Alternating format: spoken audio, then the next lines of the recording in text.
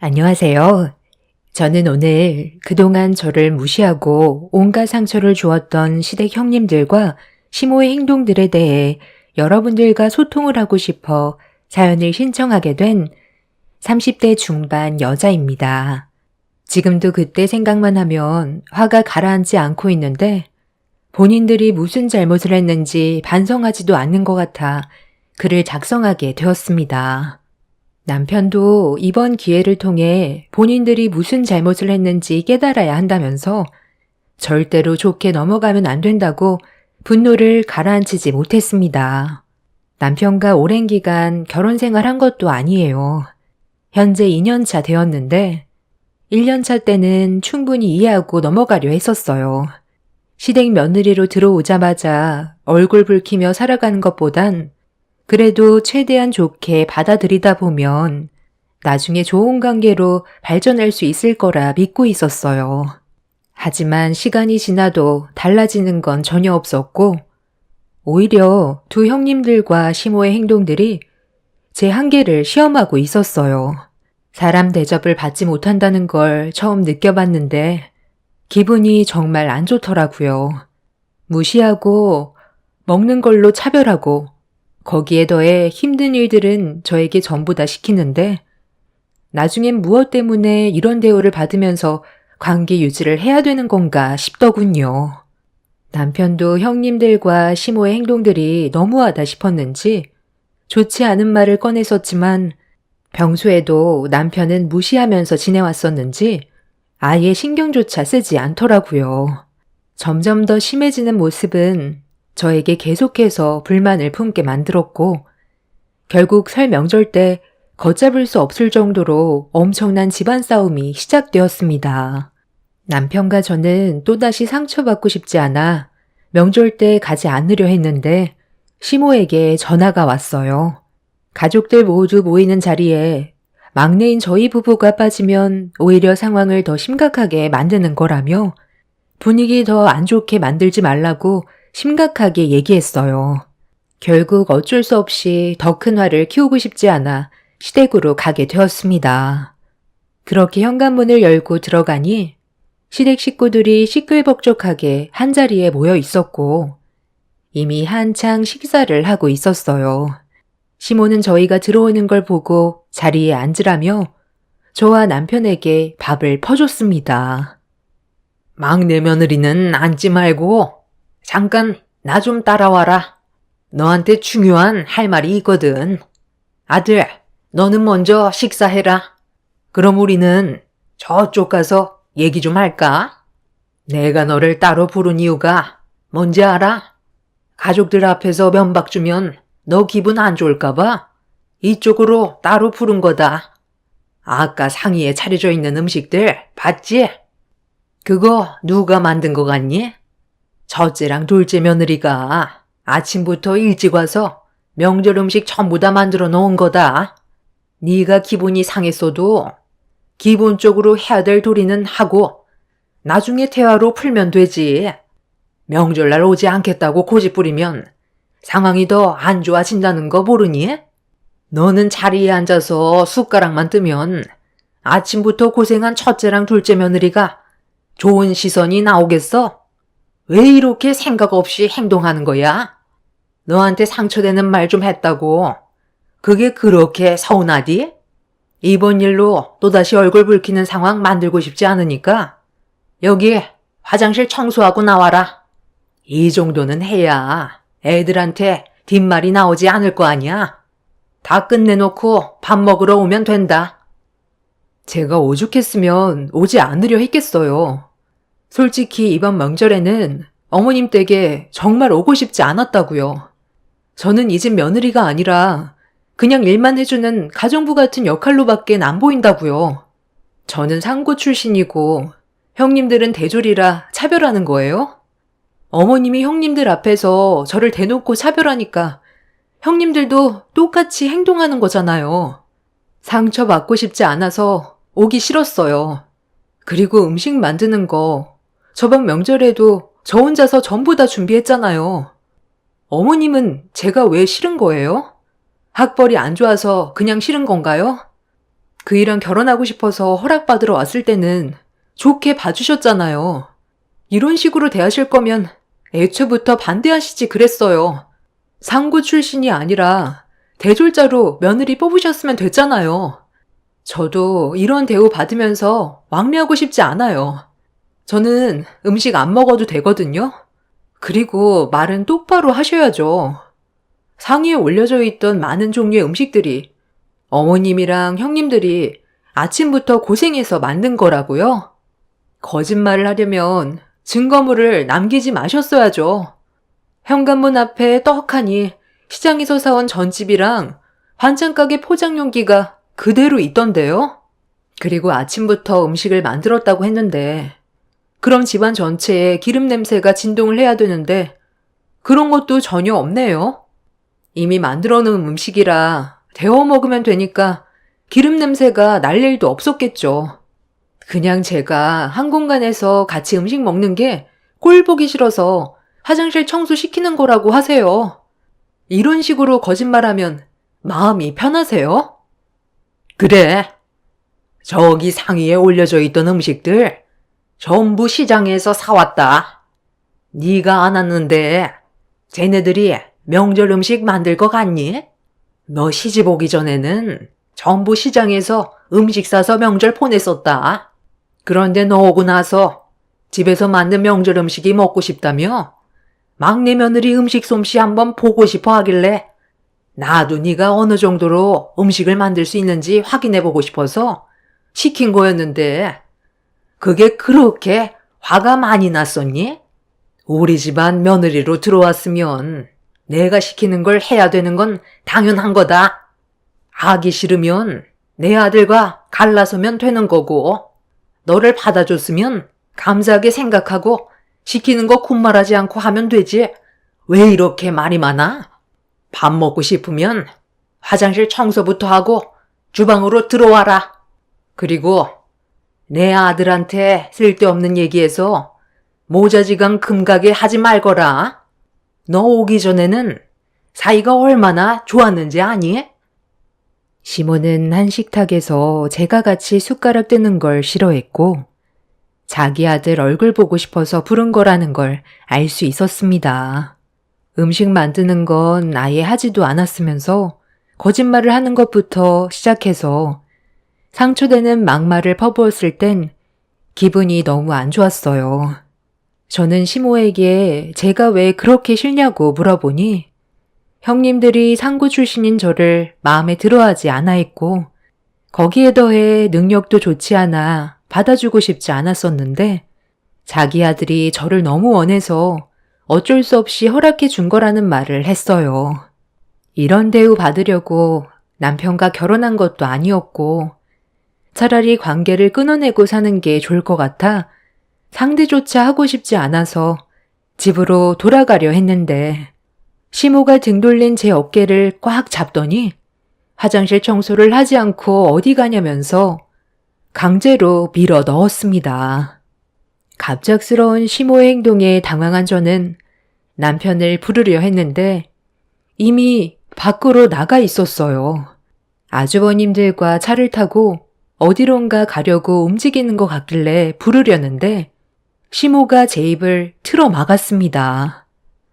오래간만에 형제들과 만났는데 방해하지 말라면서 화를 냈고 그렇게 차는 출발을 했어요.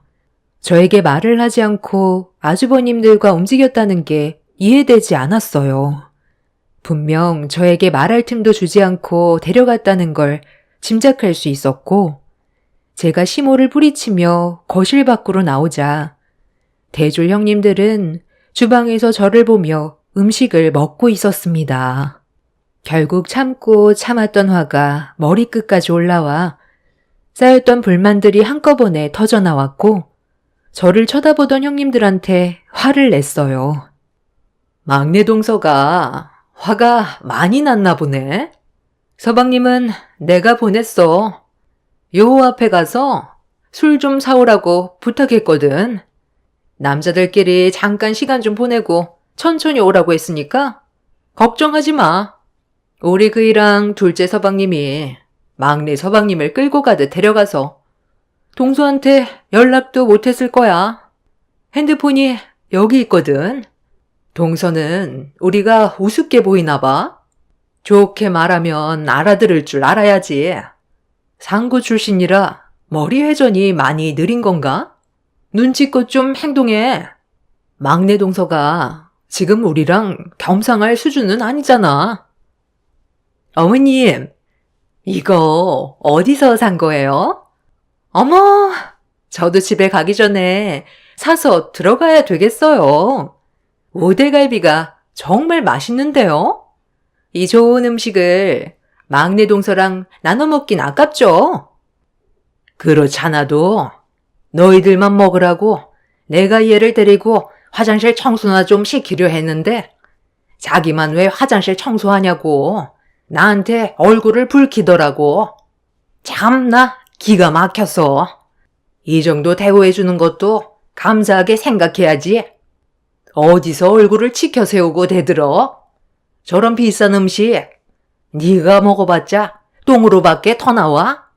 큰애랑 둘째는 머리를 써야 되는 직업이라 당연히 든든하게 먹어야 하지만 너는 딱히 내세울 것도 없는 일반 회사원이잖아. 머리가 좋아야 음식 맛도 잘하는 거지. 너는 입에 쳐넣기 바쁠 거 아니야? 비싼 돈 주고 사온 음식인데 아무나 먹어야 되겠니? 그네는 이번에 정교수로 부임한다 그러고 둘째 며느리는 이번에 대기업 과장으로 승진한다는데 너는 내세울 게 뭐가 있어? 5대 갈비 정도 뜯으려면 네 형님들과 비슷한 정도의 명분이 있어야 되지 않겠니? 누가 갈비 먹고 싶다고 한 것도 아니고 누구나 흔히 먹을 수 있는 갈비 가지고 대졸 출신만 먹어야 한다는 어머님 생각이 참 저급하네요. 갈비 뜯는데 명분도 있어야 하는 건가요? 금가루가 뿌려져 있는 것도 아닌데 먹을 거 가지고 이렇게 차별하는 것 보면 수준이 어떤 집안인지 확실히 알 수 있겠네요. 이런 집안에서 그이가 정상적으로 자라온 것만도 정말 대단한 것 같아요. 그동안 말은 안 했겠지만 얼마나 힘들었을지 감이 잡히네요. 그 대단한 오대갈비 많이들 뜯으세요. 저는 오늘 이 시간 이후부터 다시는 이 집에 발도 들이지 않을게요. 제가 받은 대우만큼 저도 똑같이 해드리겠습니다. 집안 분위기는 상당히 안 좋아졌고 시모와 형님들이 저를 노려보고 있었지만 신경 쓰지 않았습니다. 그래도 가족들과 분연을 만들고 싶지 않아 최대한 참고 명절날 시댁에 간 거였는데 시모와 형님들의 행동은 지나칠 정도로 저를 막대했어요. 살면서 이런 대우 받은 적 처음이라 상처도 많이 받았지만 이런 성격을 가진 사람들이 정말 존재하는지도 몰랐습니다.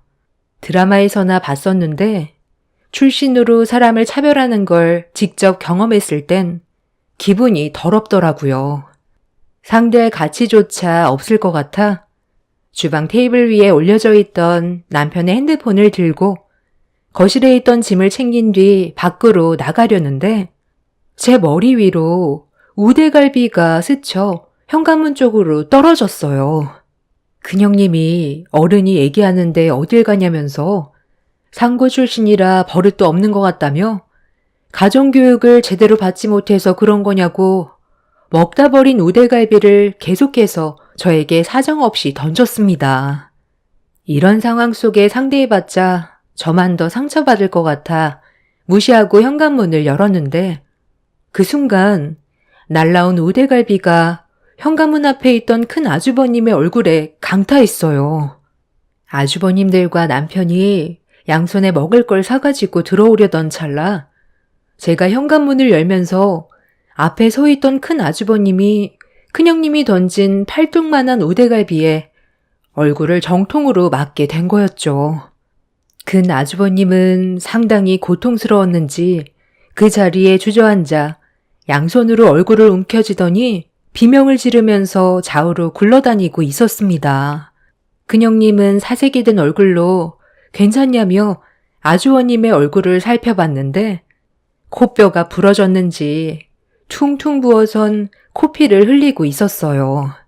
아주버님은 입안에도 피가 나는 것 같다면서 무언가를 뱉었는데 충격적이게도 입안에서 2개의 이가 떨어져 나왔습니다.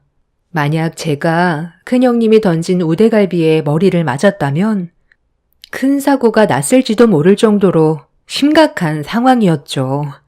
그런데 큰형님이 혼자 열을 올리고 자기 분을 억누르지 못해서 우대갈비를 던져놓고서 이 모든 게 저 때문에 벌어진 일이라며 갑자기 화를 냈어요. 남편이 보는 앞에서 제 머리채를 잡아 사정없이 흔들었고 돌대가리 동서가 들어와서 집안 수준을 떨어뜨려 이런 상황이 온 거라면서 저희 남편에게 여자 보는 눈이 없어서 집안을 초토화 만들어놨다고 분노를 가라앉히지 못하고 있었어요. 저도 참을 만큼 참았던 터라 맞대응을 했는데 형님보다 제가 더 힘이 좋아서 되려 형님이 더 크게 좌우로 흔들렸습니다. 순식간에 몸싸움이 일어나자 남편은 저와 큰형님 사이를 힘겹게 떨어뜨려 놓았는데 그 순간 시모가 뒤이어 제 머리채를 잡았습니다. 인물 좋은 자기 큰아들 이가 2개나 나갔다면서 앞으로 어떻게 얼굴을 들고 다니냐며 막무가내로 행동했어요. 시모는 결혼을 반대했었을 땐 그만한 이유가 있었던 거라고 남편한테 화를 냈고 둘째 아주버님은 병원부터 가야 할 것 같다고 큰 아주버님을 부축해 응급실로 향했습니다. 제 머리를 사정없이 흔들던 큰형님과 시모는 남편이 힘겹게 떨어뜨려 놨는데도 분을 삭히지 못한 채 집안의 물건들을 저에게 사정없이 던져대고 있었어요. 아, 제발 그만 좀 해요. 이러니까 오고 싶지 않았던 거라고요. 결혼한 지 오래된 것도 아니고 이제 2년 됐는데 왜 이 사람을 못 잡아먹어서 안달인데요? 노력하는 건 안 보여요? 제가 잠깐 자리를 비웠을 때 무슨 말이 오고 갔길래 이렇게까지 감정이 격해진 거예요? 정말 평생 영 끊고 살길 바라는 거냐고요? 오늘 일은 그냥 넘어갈 순 없을 것 같아요. 형수님이 던진 우대갈비가 얼마나 큰 사고를 불러일으켰는지 보세요. 만약 이 사람 머리에 맞아서 큰 문제라도 생겼다면 형수님 인생은 무사할 줄 아세요? 원래 성격이 이렇게 더러웠어요? 요즘에 고졸대졸 출신 누가 따져요? 대졸보다 고졸이 능력 좋은 사람도 얼마나 많은데요. 형수님이 이 사람에 대해 얼마나 안다고 무시하는 거예요? 형수님보다 좋은 점도 훨씬 많다고요. 그런 더러운 성격을 가지고 정교수가 되면 그 밑에 학생들이 뭘 보고 배울지 참 암담하네요. 오늘 있었던 일들에 대해서는 절대로 조용히 넘어갈 수 없어요. 이 사람이 말려도 제가 법적 소송 진행할 거고 어머니도 똑같이 처벌받게 할 거니까 그런 줄 아세요? 제가 평생을 함께하고 싶어서 선택한 사람인데 이런 식의 대우받는 건 절대 용서할 수 없다고요. 그러니까 내가 좀 더 능력 좋은 여자 만나는 게 좋을 것 같다고 했잖아. 엄마 말 좀 들었으면 얼마나 좋아. 네가 똑바로 된 여자 선택했으면 이런 문제 없었지. 능력 좋은 여자들이 저를 거들떠나 본대요. 저부터가 보잘것없는 놈인데 어떻게 능력 좋은 여자를 만날 수가 있어요? 저는 그런 것보다 저를 진심으로 사랑해주는 사람을 원했다고요. 어머니가 이런 성격을 가지고 있으니 아버지가 그동안 살면서 스트레스 받아서 암으로 세상을 떠난 거죠. 어머니 성격을 누가 받아주겠어요? 그러니 재혼도 못하고 여지껏 혼자 늙어가는 거죠. 사람마다 살아온 환경이 다르고 삶의 목표도 다른데 본인들이 좀 더 우월하다고 해서 차별하는 건 동물보다 못한 거 아니에요? 그래서 지금 나한테 소송을 걸겠다는 거예요? 도대체 내가 뭘 잘못했길래 법적 다툼을 겪어야 하는 건데요? 막내 동서가 예 없이 행동했고 나는 어른한테 함부로 대한 행동에 대해 정당한 응징을 주려던 것 뿐이었어요. 그런데 하필 그 타이밍에 우리 그이가 현관문 앞에 있어서 피해를 본 것뿐이라고요. 형수님이 뭔데 이 사람한테 응징을 한다는 건데요. 아무리 잘못을 했다 해도 이런 식으로 행동하는 게 상식적으로 맞는 거예요? 배웠다는 사람이 머리가 그렇게 안 돌아가요? 분위기는 걷잡을 수 없이 심각해졌고 남편은 말로 하는 것보다 법적으로 대응하는 게 좋을 것 같다면서 나중에 법정에서 보자며 저를 데리고 차에 올라탔어요. 시모는 자식 새끼 힘들게 낳아서 키워봤자 아무 소용 없다며 아들이 자기를 배신했다고 땅을 치며 울분을 토해냈습니다. 남편은 집에 가는 동안 제가 다친 곳은 없는지 살펴주었고 한참을 달려 집에 절반 정도 도착했을 때 휴게소에 잠깐 들렸어요. 남편은 자기 집안 식구들 때문에 정말 미안하다면서 시댁 식구들을 대신해 용서를 구했습니다. 그리고 좀 전의 상황에 대해 설명을 해줬어요. 식탁에 둘러앉아 있는데 제가 오지 않자 불안해서 저에게 오려고 자리에서 일어난 순간 큰형님과 둘째 형님이 술이 모자른 것 같다며 술 좀 사오라고 시켰다네요.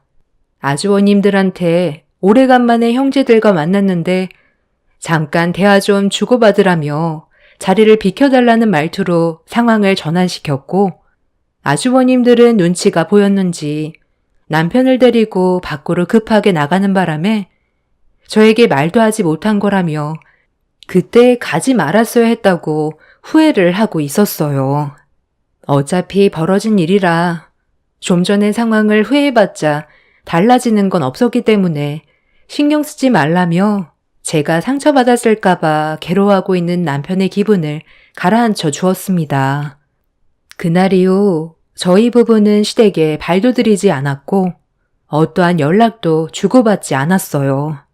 남편은 제가 받은 피해에 대해 법적으로 대응할 수 있는지 변호사와 상담을 했는데 갑자기 큰 아주버님한테 전화가 왔어요. 아주버님은 이번 일을 그냥 넘어가 줬으면 좋겠다고 남편을 설득하고 있었습니다.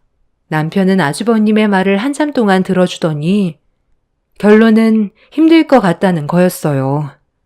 제가 받은 상처가 아주버님이 다친 거와는 다르다면서 직접 찾아와 용서를 구하지 않는 이상 달라지는 건 없을 거라며 전화를 끊었습니다. 아주버님은 코뼈가 부러졌고 앞니가 2개나 떨어져 나갔었기 때문에 곧 있을 큰형님 정교수 부임 날 문제가 되지 않게 아주버님이 다친 것도 있어서 조용히 넘어가길 원하고 있었습니다. 누가 봐도 큰형님이 아주버님한테 시킨 것 같아 보였는데 저희가 큰형님의 사정을 봐줄 필요는 없다고 판단했었고 남편의 결정이 저도 옳았다고 생각했었죠. 큰 아주버님은 최대한 좋게 넘어가자며 사정을 했지만 저희 부부의 마음이 달라진 건 아무것도 없었습니다. 그렇게 남편이 변호사와 상담을 한 결과 큰형님이 던진 우대갈비가 아주버님의 코뼈와 이가 뽑힐 정도로 저를 향해 세게 던졌다는 건 의도적으로 제가 잘못되게 하려는 행동에 충분하게 입증되기 때문에 법적으로 처벌이 가능하다는 거였고 또한 먼저 제 머리채를 잡았던 것도 추가적으로 법적 대응을 할 수 있다는 말을 들었습니다. 남편은 합의는 절대 하지 않을 거라며 형님이 저지른 행동이 자신의 인생에 얼마나 큰 피해가 가게 될지 느끼게 해주고 싶다고 결론을 내렸습니다. 그렇게 남편은 큰형님을 상대로 소송을 진행했고 거기에 더해 시모가 형님의 편에 서서 제 머리채를 잡았던 것도 같이 엮어 법적 처벌을 준비했어요. 이런 상황이 시댁 가족들의 귀에 들어가자 핸드폰에 불이 날 정도로 계속해서 연락이 왔지만 저희 부부는 법적으로 대응하려고 이미 마음먹었기 때문에 상대를 하지 않았습니다. 아무래도 큰형님이 정교수 부임을 하기 전에 문제가 터지면 곤란한 상황을 겪게 되는 건 당연한 거였기 때문에 저희를 설득하고 싶었겠지만 저희 부부가 워낙 완강하게 만남을 거절하고 있어서 큰형님도 난감한 상황인 듯 보였어요. 결국 형님네도 이 문제로 법적 대응을 하기 위한 준비를 시작했습니다. 저는 큰형님이 잘못한 걸 인정하고 저에게 직접 찾아와 전에 있었던 일들에 대해 진심으로 풀어가려고 노력했다면 더는 상황을 악화시키지 않으려 했어요. 그런데 본인도 교수 입장에서 상고 출신인 저에게 머리를 굽히고 싶진 않았는지 자존심을 내세웠고 법적 대응을 준비하는 모습이 참 어리석게 느껴졌습니다. 그렇게 각자의 주장을 내세우며 법적 공방이 오고 갔는데 결론적으로 저희가 상당히 유리한 위치에 있었어요. 하지만 형님이 범죄 이력이 없는 걸 참작해 일방적으로 형님이 먼저 저지른 행동이었음에도 법정에선 집행유예를 선고했고 기분이 좋지는 않았습니다. 판사의 재량이긴 하나 아주버님이 다쳤다 해도 만약 제가 큰 사고를 겪게 됐을 수도 있었던 건데 결론적으로 제가 받은 피해는 크게 없었고 가족들 간의 싸움이라 정신적 피해 보상금은 받을 수 있었지만 집행유예로 끝난다는 게 마음에 걸렸었죠. 그래도 이번 일을 통해 본인이 느끼는 게 있길 바라고 있었는데 큰형님과 시모는 집안 창피하게 법적으로 소송을 걸었던 거에 대해 상당히 안 좋게 보고 있었고 이번 일로 평생 동안 얼굴을 안 보고 지내기로 결정을 내리게 되었네요. 그런데 큰형님이 법정에 섰다는 거에 기분이 상당히 안 좋았는지 정 교수 부임날 또 다른 사건이 터지게 되었습니다. 아침에 출근을 하고 있었는데 평소에는 차가 막히지 않는 곳인데 그날따라 교통량이 많은 건지 차가 많이 막히더라고요. 어느 정도 예상은 했었지만 교통사고가 났었는지 차량 한 대가 도로를 막고 서 있는데 거기에 서 있는 사람이 누군가와 전화통화를 하고 있었어요.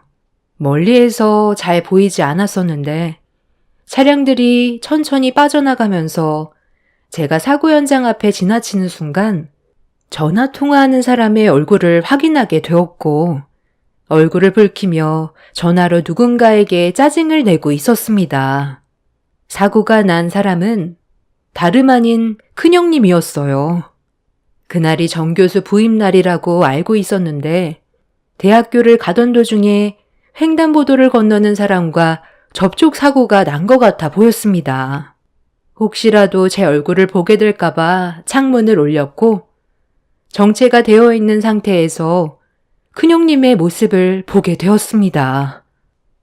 저기요, 크게 다친 것도 없는 것 같은데 일단 사고 처리는 나중에 하면 안 될까요? 제가 오늘 정 교수 부임날이라 시간이 많이 없거든요. 아, 네? 크게 다친 곳이 없다뇨. 지금 다리가 움직이지 않는다고요. 눈을 어디다 두고 운전하는 거예요? 횡단보도 청색 신호인 거 못 보셨어요? 그리고 지금 이대로 가면 뺑소니인 거 아시죠? 사고를 유발했으면 끝까지 책임은 지셔야죠. 지금 교수 부임이 중요한 거예요? 제가 죽을 수도 있었다고요. 저기 학생, 어디 대학생이야? 우리 학교면 내가 앞으로 신경 잘 써주면 되잖아. 왜 이렇게 말을 못 알아들어? 나중에 처리해준다니까. 연락처 주면 되는 거 아니야?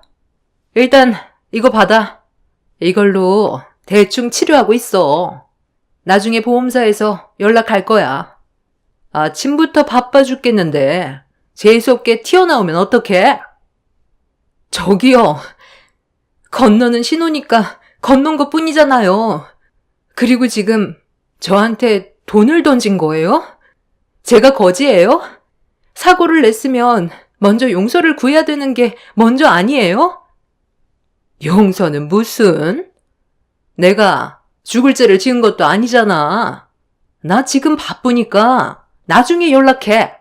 요즘 애들은 왜 이렇게 개념이 없어? 너 같은 게 나라를 말아먹는 거야. 너 혹시 이런 식으로 남의 돈 뜯어먹으면서 생활하는 거 아니니? 딱 봐도 거짓골에 못 사는 집안 같은데 먹고 살기 힘드니까 외제차 골라서 들이댄 거 아니냐고. 왜? 한몫 단단히 챙기려고? 큰형님은 사고로 고통스러워하고 있는 여학생에게 막말을 퍼부었어요. 10,000원짜리 몇 장을 여학생 얼굴을 향해 던진 뒤 나중에 연락하라면서 급하게 차에 올라타 아무런 조치도 취해주지 않고 그 자리를 벗어나 버렸습니다. 이건 엄연한 뺑소니였고 절대로 용서받을 수 없는 행동이었어요. 저는 한쪽에 차를 세운 뒤 구급차가 올 때까지 여학생 옆을 지켜주었고 구급차가 도착해 응급실로 향하는 걸 확인한 뒤에 경찰서에 전화해서 뺑소니를 신고했어요. 그렇게 저는 경찰과 함께 큰형님이 다니는 대학교로 향했습니다. 대학 정교수 부임이 대단한 일도 아닌데 시댁 식구들이 축하해 주려고 전부 모여 있더라고요. 큰형님은 좀 전에 어떤 상황이 있었는지 머릿속에서 지워버린 사람처럼 웃으면서 주변 사람들과 인사를 주고받고 있었습니다. 제가 경찰들과 형님 앞에 나타나자 큰형님은 당황해하더니 저에게 뭐 하는 짓이냐며 목소리를 높였어요. 저는 차 안에 있었을 때 형님이 어떤 사람인지를 핸드폰에 증거물로 남겨두었고 그 모습을 모든 사람들에게 보여주었습니다. 시댁 식구들은 녹화된 영상을 보곤 할 말을 잃었는지 당황해했고 학교 측 다른 교수분들도 큰형님의 진짜 모습에 많이 실망을 했는지 말을 이어가지 못하고 있었습니다. 많은 학생들과 시댁 식구들이 보는 앞에서 큰형님은 경찰에게 연행이 되었고 큰형님은 본인의 잘못이 아니라면서 경찰들을 뿌리치며 난리를 쳤어요.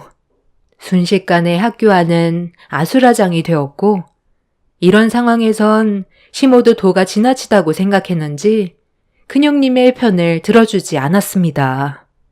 그리고 이 문제로 인해 사고를 당했던 여학생 가족들은 큰형님의 행동에 대해 강경히 대응했어요. 법적으로 처벌을 요구했고 법정에서는 형님의 행동에 대해 심각하게 생각했어요. 여학생이 다리에 골절상을 입었고 도움을 요청하는데도 그 모습을 보고도 어떠한 죄책감도 없이 본인의 일만 생각해 그 자리를 이탈한 것에 대해 재판부는 징역 1년 6개월의 형을 내렸습니다. 그리고 이 문제로 큰형님은 교수의 자격이 없다고 판단해 교수직에서 박탈의 위기까지 처한 상태였었죠. 큰형님은 억울하다면서 원심의 형이 너무 무겁다고 항소를 했지만 법정에선 받아들여지지 않았어요. 결국 그 끝은 나락이었고 큰형님의 안 좋은 행실들은 되돌릴 수 없는 결과를 가져오게 되었습니다. 아무리 잘났어도 사람이 되지 않았다면 그에 맞는 대우를 해줘야 된다는 걸 이번 일을 통해 알 수 있었어요. 둘째 형님과 시모는 이번 사건으로 많은 걸 느꼈는지 저를 대하는 태도가 확 바뀌었지만 사람 본성 쉽게 안 변한다고 두 사람도 분명 큰형님처럼 대가를 치를 날이 멀지 않았다고 생각합니다. 큰형님의 성격이 제일 고약했기 때문에 먼저 처벌을 받게 된 거지 시모와 둘째 형님도 언젠간 또 다른 사건을 터뜨릴 것 같아요. 지금은 쥐 죽은 듯이 지내고 있습니다. 저희 부부는 시댁 식구들과 연락 한 통 없이 안 보고 지내고 있어요. 앞으로도 그렇게 사는 게 저희 가족의 평화를 유지할 수 있는 방법이라고 생각합니다. 그리고 제가 현재 임신 7주차라 안정을 취해야 되는 상황이라 저희 가족만 생각하기로 했어요. 어차피 저희 부부 없어도 알아서들 잘 살아갈 텐데 엮일 필요는 없죠. 현재 징역 생활을 하고 있는 큰형님이 자기가 뭘 잘못했는지 깨달았을지 모르겠지만 그 안에 있는 동안 정신 좀 차렸으면 좋겠습니다. 상고 출신이던 대졸 출신이던 어차피 똑같은 사람인데 왜 이렇게까지 얼굴을 붉히며 살아야 되는지 모르겠어요. 한 번뿐인 인생, 서로 웃으면서 지내도 모자랄 시간인데 말이죠. 본인이 저지른 행동에 대해 충분히 뉘우치고 앞으로 남은 인생은 정신 차리고 똑바로 살았으면 좋겠습니다. 제 사연 들어주신 분들 감사합니다. 안녕하세요. 저는 결혼 2년차 된 30대 초반 여자입니다. 별로 기억하고 싶지 않았던 순간들을 다시 떠올려 사연을 신청하려는 이유는 결혼을 앞뒀던 예비 형님과 저를 함부로 대했던 시모의 현재 상황에 대해서 여러분들께 알려드리고자 글을 작성하게 되었습니다. 지금 생각해봐도 너무 어이가 없어서 화가 치밀어 오르는데요. 저와 시댁 집안에 문제가 생기기 시작한 건 아주버님의 결혼 발표 소식을 듣게 되면서부터였어요.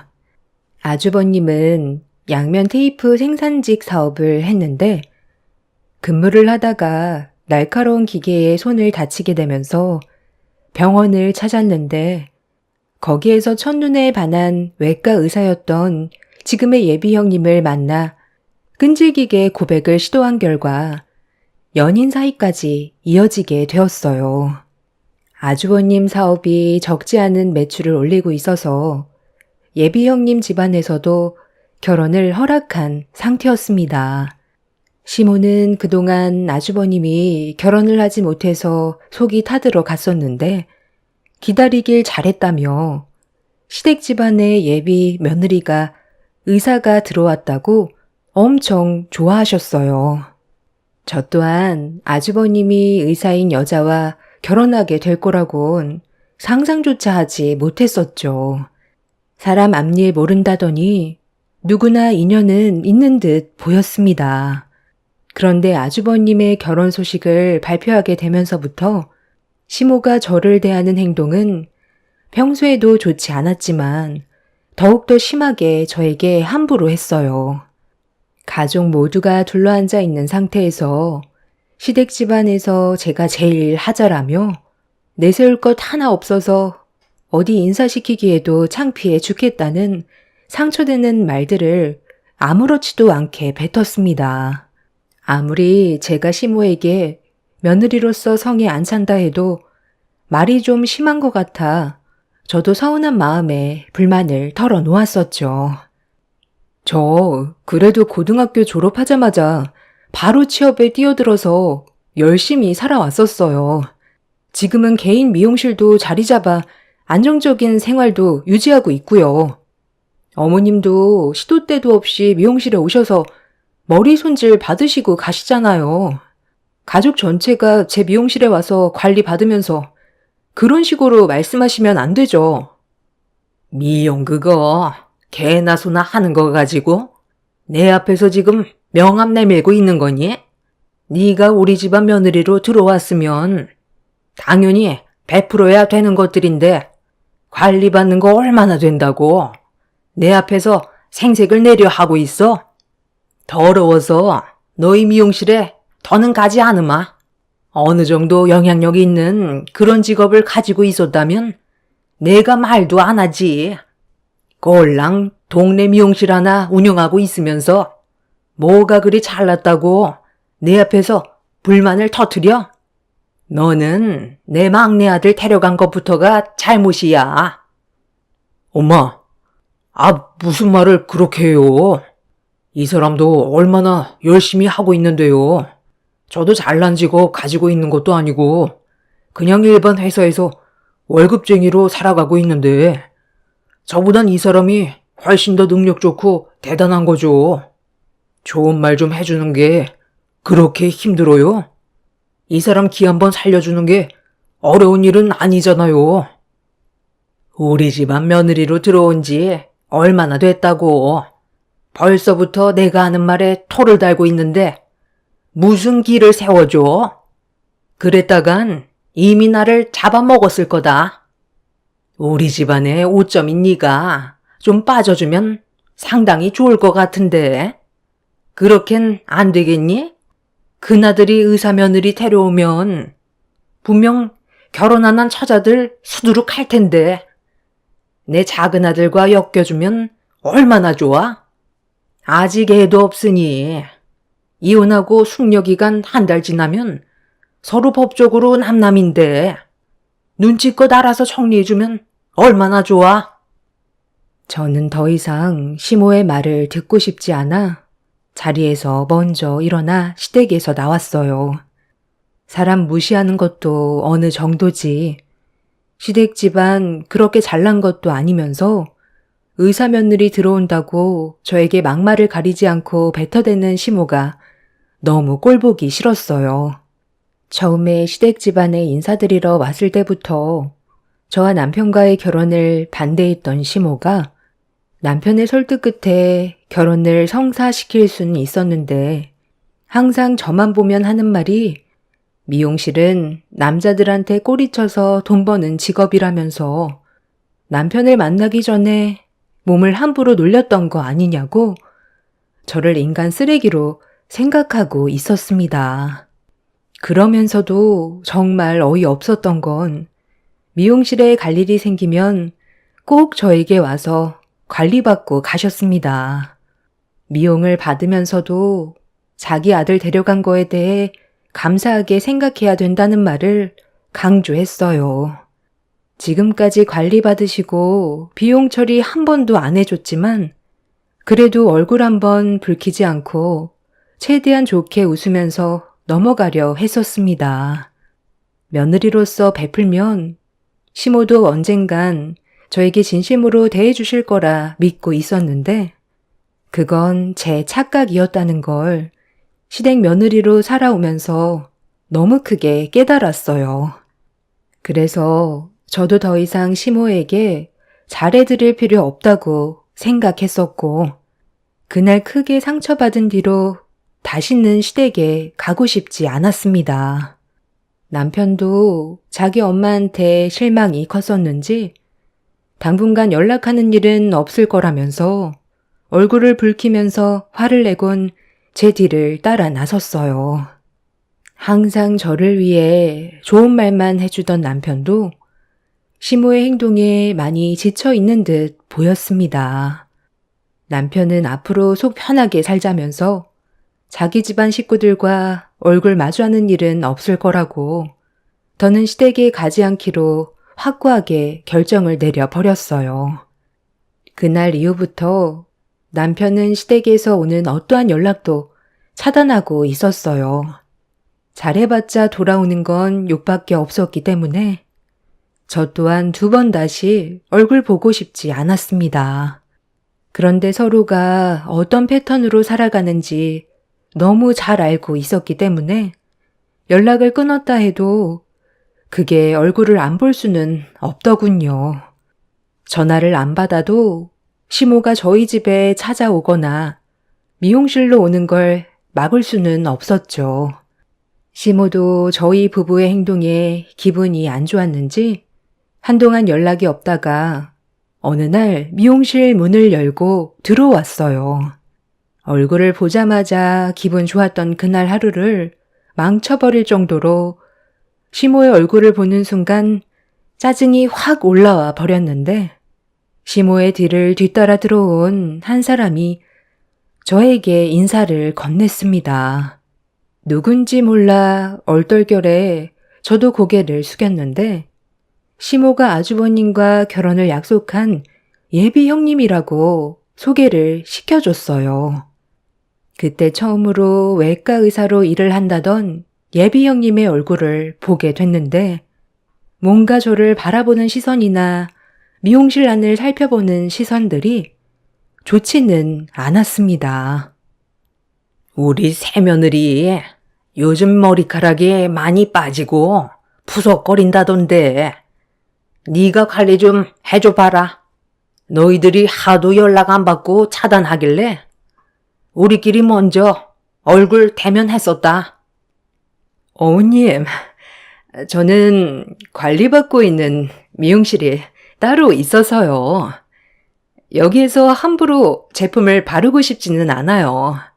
이런 동네 구석에 미용실 하면 안 무서워요? 골목길에 가로등 하나 없어서 딱 범죄 일어나기 좋게 되어 있던데. 좀 더 밝은 곳에서 미용실 차리는 게 좋지 않았을까요? 그러기에는 돈이 많이 부족했나? 미용실 용품들도 꽤 오래된 것 같아 보이는데 손님이 이곳에 찾아오긴 해요? 동네 장사라 아줌마 아저씨들 상대로만 벌어먹고 사는 건가? 아, 오해하지 마세요. 제가 다니는 미용실과는 하늘과 땅 차이라 너무 놀랐거든요. 태어나서 이런 미용실 처음 봐서요. 이러니 어머니 머리가 전부 손상이 됐죠. 제가 가는 미용실에 조만간 모시고 갈 테니 같이 관리 받아요. 좀 비싸긴 한데 한 번 받으면 다른 미용실 못 간다니까요. 저희 그냥 용건만 간단하게 하고 그만 돌아가는 게 좋겠어요. 역시 동네 미용실이라 싸구려 제품만 쓰다 보니 내 머리가 이렇게 손상이 많이 됐던 거구나. 이래서 며느리를 잘 얻어야 한다는 말이 괜히 있는 게 아니다. 사람이 급이 다르니 내가 받는 대우도 급이 달라지는 거 봐라. 너는 이 미용실 계속 운영할 거니? 돈도 되지도 않는 미용실 붙잡고 있지 말고 다른 일 알아보는 게 좋겠다. 여긴 왜 오신 거예요? 볼 일이 있어서 온 것 같은데 할 말만 하고 그만 돌아가 주세요. 저도 오늘 하루 기분 너무 좋았는데 지금 전부 망쳤거든요. 예? 말하는 거 봤니? 어른 알길 아주 개똥으로 안다니까. 내가 이런 대우받고 살아야 되겠어? 내 아들과 결혼시킨 거 지금 땅을 치고 후회하고 있는 중이다. 내가 여기 온 이유는 우리 새며느리 얼굴 보여줄 겸 잠깐 틀린 것도 있지만 이번 주말에 그 캠핑 뭔가 그 여행 가기로 계획이 잡혀 있거든. 너희들도 같이 가야 할 것 같아서 들렸다. 네? 저희가 왜 거기를 따라가요? 그럴 생각 전혀 없으니 알아서들 가세요. 이런 기분으로 캠핑 가고 싶지 않거든요. 할 말 끝났으면 그만 나가주세요. 내가 난리치는 걸 보고 싶지 않으면 조용히 따라가는 게 좋을 텐데. 내가 너를 데려가는 이유가 좋아서 그런 줄 아니? 우리 예비 며느리가 캠핑을 좋아한다는데 시간이 없어서 요즘에 잘 가지 못했다고 하길래 이번 주말에 가족들끼리 인사도 좀 시킬 겸 해서 자리에 모이는 거니 너희들도 무조건 참석해라. 너랑 내가 가지고 있는 안 좋은 감정 때문에 우리 가족이 될 예비 며느리가 피해를 봐서야 되겠니? 이번 기회에 서로 좀 더 가까워질 수 있는 시간이 될 수도 있을 테니 최대한 좋게 따라오는 게 좋을 거다. 내가 직접 움직였는데 가지 않겠다고 고집 부렸다가 괜히 상처받지 말고 무조건 따라오도록 해라. 우리 집안 며느리로 들어왔으면 싫어도 해야 되는 일들도 있는 거다. 그게 아니라면 내 아들과 당장 이혼을 하거라. 너한테 부탁이 아닌 통보하러 온 거니 싫다는 말 할 생각 하지 마라. 의사 예비 며느리 한마디에 직접 움직이는 시모의 행동을 보고 있는데 저를 대할 때와의 차별이 너무 심해 기분이 정말 좋지 않았어요. 그리고 예비 형님 또한 성격이 좋아 보이는 것 같지는 않았습니다. 그렇게 제 미용실에 무작정 들어와 본인들 할 말만 하고 돌아간 뒤 짜증이 밀려온 저는 이 상황을 어떻게 처리해야 될지 남편한테 전화해서 대화를 이어나갔어요. 남편은 신경 쓰지 말라며 어떤 문제로 연락하지 않고 있었다는 거 뻔히 알면서 무슨 캠핑이냐고 예비 형님의 말 한마디면 가족 전체가 움직여야 한다는 것 자체가 이해할 수 없다고 화를 냈어요. 그렇게 열을 올리던 남편은 시모에게 직접 전화해서 상황을 해결하겠다고 저와의 통화를 끊었습니다.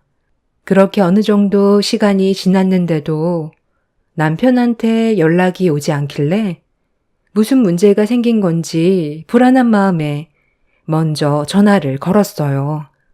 그런데 제 전화를 받지 않고 있길래 점점 느낌이 좋지 않았었는데 그 순간 갑자기 시모가 미용실 문을 열며 들어오더니 붉어진 얼굴로 열을 올렸습니다. 너, 내가 몇 시간 전에 뭐라고 그랬지?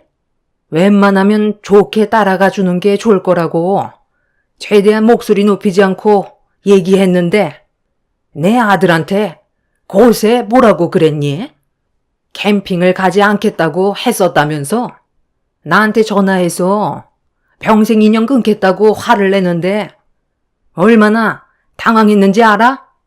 그동안 내 아들 키우면서 그렇게까지 화낸 적 처음 봤는데 내가 세상을 떠나도 장례식장에 발도 붙이지 않겠단다. 예비 며느리가 우리 집안 정식 며느리로 들어오기 위해 나도 최대한 노력하고 있는데 그것 좀 맞춰주는 게 그게 그렇게 싫어서 이런 상황을 만들어? 내 아들이 이사를 가겠다잖아. 네가 나를 시험하는 거지? 내가 오늘 미용실을 다 때려 부수는 걸 보고 싶은 거야? 지금 눈에 뵈는 게 없거든. 마지막으로 얘기하마. 캠핑 갈 거야, 말 거야? 너 때문에 내가 왜 스트레스를 받으면서 살아야 하는 건데? 저도 이런 삶 살고 싶은 줄 아세요? 이 집 며느리로 들어와서 그동안 어머님한테 잘하려고 정말 많이 노력했었는데 돌아오는 건 항상 욕밖에 없고 저에게 상처되는 말 아무렇지도 않게 뱉으시는데 그런 말을 들었을 때 제 기분은 어땠는지 아세요? 당장이라도 이 집안과 연을 끊어내버리고 싶었다고요. 그래도 그동안 참고 있었던 건 그 사람이 받을 또 다른 상처가 생기게 될까봐 그게 걱정이 돼서 속으로 참고만 살아왔던 거예요. 저한테 캠핑을 같이 가자고 말을 하는 것보단 먼저 전에 있었던 일에 대해 사과부터 하는 게 우선 아니었을까요?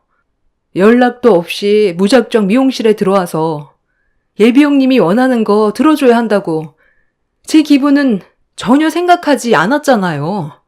저도 사람이고 사랑받을 자격 있어요. 상처받을 만큼 무시당하면서 살아야 될 이유 없다고요. 그래서 끝내 가지 않겠다는 거니? 내 큰아들이 이제야 제대로 된 며느리감 만나서 결혼 좀 해보겠다는데 뒤에서 밀어주지 않겠다는 거야? 네, 가지 않으려고요. 둘이 좋으면 결혼하는 거지. 제가 꼭 캠핑을 같이 가줘야 될 이유는 없는 거잖아요. 아직 영업시간이거든요. 방해하지 말고 나가주세요. 네가 이런 식으로 나온다 이거지? 그래, 알았다. 오늘 아주 끝장을 보자. 여기 미용실 쑥대밭으로 만들어 주도록 하마. 이것부터 때려 부숴야 되겠네. 당장 그거 내려놓지 못해요? 제가 이 사람 미용실은 건들지 말라고 했죠. 캠핑 가고 싶지 않다고 말한 게 상황을 이렇게까지 만들 일이에요? 최소한 먼저 연락을 하고 미용실에 왔어야죠. 아무것도 준비가 안 되어 있는 이 사람이 얼마나 당황스러웠겠어요. 제발 생각 좀 하면서 사세요. 남편이 시모와 전화통화를 하다가 시모가 미용실로 오게 될 거라는 걸 예상하고 있었는지 급하게 회사에서 미용실로 오느라 제 전화를 받지 않았던 거였어요. 남편이 조금이라도 늦었었다면 아마 미용실은 아수라장이 되어 있었겠죠.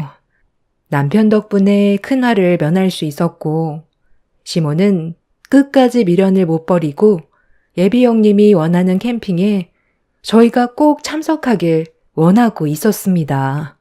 절대로 고집을 꺾지 않으려는 모습에 결국 저희 부부를 두 손 두 발 들게 만들어 버렸어요. 남편은 전에 있었던 일에 대해 먼저 사과부터 하라고 강하게 얘기했고, 시모가 원하는 바를 이루기 위해 저에게 마음에도 없는 사과를 하셨습니다. 남편은 이번이 마지막이라면서 다시는 저에게 상처되는 행동을 하지 않았으면 한다고 확실하게 의사를 표현했어요. 저 또한 시모가 더 이상 저에게 상처 주는 행동을 하지 않길 바랐었죠. 그렇게 좋지 않은 기분으로 억지로 가게 된 캠핑장에 도착해서 이것저것 준비를 하고 있었는데 정작 캠핑에 오고 싶어 했던 예비 형님이 보이지 않았어요. 남편이 어떻게 된 거냐고 물어보니 아주버님이 병원 일이 마무리가 되지 않아 조금 늦을 거라면서 먼저 식사 준비를 하면 될 것 같다고 예비 형님의 상황에 대해 알려주었습니다. 그때까지만 해도 크게 별일 없이 조용히 지나가고 있었는데 음식 준비가 거의 끝나갈 때쯤 예비 형님이 캠핑장에 도착을 했어요. 오자마자 시부모님한테 인사를 드렸고 저희 부부와도 인사를 주고 받았는데 아주버님이 식사를 시작하면 될 것 같다고 말을 하는 순간 시모가 제 팔을 끌며 공용으로 사용하는 주방 안으로 끌고 들어갔어요. 갑작스러운 행동에 당황해서 시모의 팔을 뿌리치며 무슨 일 때문에 그러는 거냐고 물어보니 갑자기 저에게 따로 상 차려서 한쪽 구석에서 먹으라는 충격적인 말을 꺼냈어요. 어이가 없어서 제가 다시 되묻자 시모가 말귀를 못 알아듣냐며 한마디 했습니다. 그러니까 음식 준비한 거 저쪽 가서 너 혼자 찌그러져 먹으라는 거잖아. 내 말 무슨 뜻인지 이해를 하지 못한 거야? 무식한 너랑 우리 예비 큰며느리가 겸상해야 되겠냐고. 너를 여기 부른 이유는 음식 준비 때문에 부른 거지. 같은 자리에서 함께 얼굴 맞대고 식사하려고 부른 거 아니다. 내 아들한텐 속이 별로 좋지 않다고 대충 둘러댄 뒤에 간단하게 먹을 거 챙겨서 저쪽 구석에서 대충 먹고 후식이나 준비하고 있어라. 이 자리 주인공은 우리 외과 의사 예비 며느리지. 네가 아니라는 거 잊지 마라. 그냥 옆에서 시키는 거 수발만 잘 들으면 된다는 말이야. 대충 알아들었으면 어서 가서 상 차리는 거 도와줘라. 정말 끝까지 저를 시험에 들게 하네요.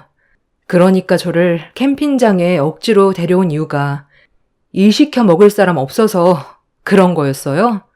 제가 없으면 어머님이 귀찮은 음식 준비 전부 혼자 해야 되니까 그 난리를 치면서까지 저를 데려온 거였냐고요. 사람이 어쩜 이렇게까지 이기적이에요? 사과하셨을 때도 억지로 어쩔 수 없이 하더니 결국 이런 식으로 저에게 또 아픔을 주네요. 저 그냥 집으로 돌아갈 거예요. 어머님이랑 한 공간에 있는 것 자체가 싫어요. 제가 시모의 말에 반감심을 품으면서 화를 터뜨리는 순간 갑자기 주변을 두리번거리더니 옆에 있던 국자로 제 머리를 내리쳤어요. 시모의 행동에 너무 놀라 충격을 받은 저는 뭐 하는 짓이냐고 소리를 지르려 했는데 제 입을 틀어막더니 입도 뻥끗하지 말라면서 캠핑 끝나면 머리털 전부 뽑힐 줄 알라며 시모에게 대들었다고 저를 무서운 눈빛으로 바라봤습니다. 이미 이성을 잃어버린 저 또한 그런 시모를 강하게 밀친 뒤 국자를 빼앗아 얼굴에 휘두르며 집으로 돌아가겠다고 화를 냈어요. 분위기가 심각해진 상태로 시모와 안 좋은 눈빛을 주고받고 있었는데 공용 주방으로 예비 형님이 들어왔어요. 저와 시모를 찾고 있었다면서 무슨 일 있었냐고 접시에 담은 음식을 먹으면서 저와 시모를 번갈아 가며 쳐다보고 있었습니다. 예비 형님은 분위기 파악을 못하는 건지 접시에 담겨있던 고기를 시모의 입에 넣어주면서 음식이 맛있다고 자리로 돌아가서 식사하자며 시모에게 팔짱을 끼고 자리로 돌아갔습니다. 너무 예상하지 못했던 상황을 겪게 된 터라 다리에 힘이 풀려 벽에 기대고 있었는데 그 사이 남편이 공용 주방으로 들어왔어요. 제가 눈시울이 붉어져 있는 모습을 보더니 급하게 달려와 무슨 일이 있었냐고 물어보는데 좀 전에 있었던 일에 대해 또다시 입 아프게 얘기하고 싶지 않아 집으로 돌아가자며 시모와 안 좋은 일이 있었다고 얘기했어요. 그런 저를 지켜보던 남편은 걱정이 됐는지 차에서 잠깐 쉬고 있으라며 시부모님한테 얘기한 뒤 돌아오겠다고 하길래 그 말에 고개를 끄덕였습니다. 그렇게 남편은 시댁 식구들이 있는 곳으로 향했고 저는 그 사이 화장실에서 볼일을 좀 보고 있었어요. 시모 때문에 순간적으로 너무 긴장을 해서 그런지 화장실이 급했었죠. 아주버님이 캠핑 장소를 정했었는데 하필 가는 날이 장날이라고 그날 화장실 공사를 하고 있어서 재래식 공용 화장실을 사용할 수밖에 없었어요. 옆에선 화장실 공사 때문에 상당히 시끄러웠었죠. 공용 화장실이 2개밖에 안 돼서 기다리는 것도 그랬지만 무엇보다 위생적으로 좋지 않았어요. 그곳을 최대한 빨리 벗어나고 싶었는데 배가 아파서 화장실에 오래 앉아 있었습니다. 그런데 제 옆칸에서 누군가 노크를 했어요. 화장실이 급해 휴지를 챙겨오지 못했다면서 볼일이 끝나면 휴지 좀 달라는 말이었는데 목소리를 듣는 순간 시모라는 걸 단번에 알 수 있었고 저는 어떠한 대답도 하지 않고 있었습니다. 제가 아무 말도 하지 않고 있자 휴지 좀 빌려달라는데 왜 말이 없냐고 화를 냈어요. 저기요. 왜 대답이 없어요? 음식이 뭐가 잘못됐나? 갑자기 배가 왜 이렇게 아픈 거야? 저기요. 지금 볼일 보는 거 다 알고 있으니까 끝나시면 휴지 좀 잠깐 빌려주세요. 급하게 들어오느라 챙겨온다는 걸 깜빡했네요. 아니, 여긴 어떻게 된 게 화장실 안에 휴지도 없는 거야? 제 말 지금 무시하는 거예요? 알아서 해결하세요. 저도 제가 쓸 만큼만 챙겨와서요. 어머님 드릴 정도의 양은 없을 것 같은데요. 먼저 화장실에서 나가도 챙겨드리지 않을 거예요. 뭐야? 너 지금 아까 그 일 때문에 나한테 복수하는 거니? 여기 냄새도 지독한데 언제까지 여기 있으라는 거야? 휴지 갖다 주는 거 힘든 것도 아니잖아. 힘든 건 아니죠. 하지만 어머님이 볼일 본 그 냄새를 제가 맡아야 한다는 게 힘든 거죠. 알아서 처리하세요. 그럼 전 이만 볼일 끝났으니 먼저 나가볼게요. 저기요. 안에서 볼일 보시는 분 죄송한데요. 지금 많이 급해서 그런데 좀 더 서둘러 주시면 안 될까요? 지금 막 나을 것 같거든요. 부탁 좀 드릴게요. 오래 버티지 못할 것 같아서 그래요. 아니, 도대체 캠핑장을 어떻게 알아봤길래 이런 곳으로 자리를 잡은 거야? 저기요, 일단 해결을 전부 못 하셨더라도 중간에서 끊어주면 안 될까요? 지금 관략근이 더는 버틸 수 없는지 풀려버렸어. 그래서 그래요. 부탁 좀 드릴게요.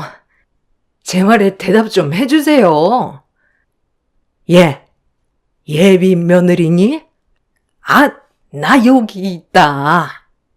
지금 볼 일이 끝났는데 휴지가 없어서 나가지 못하고 있거든. 가서 휴지 좀 가져다 줄 수 있겠니? 그럼 바로 나갈 수 있을 것 같은데. 어머니? 제가 거기까지 갈 수 있을 정도로 정신력이 남아있지가 않아요.